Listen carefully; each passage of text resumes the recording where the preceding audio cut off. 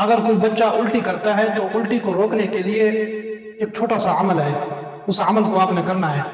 چھوٹے بچے جو ہے دودھ پی کر الٹی کرنے لگ جاتے ہیں، 2-3 سال کے، وہ پھر کھانا کھا کے الٹی کر لیتے ہیں۔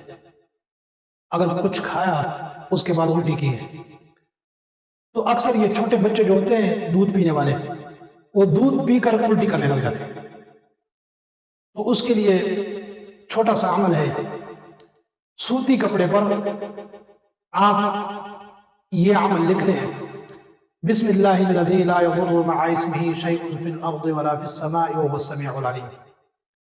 سوتی کپڑے پر یہ لکھیں گے، اس کے گلے میں ڈال دیں۔ اللہ کے فضل و کرم سے بچہ الٹی نہیں کرے گا، قے نہیں کرے گا۔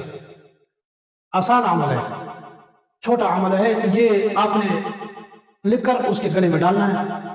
یہ دعا پڑھ کر اس پر پھونک بھی مار سکتے ہیں۔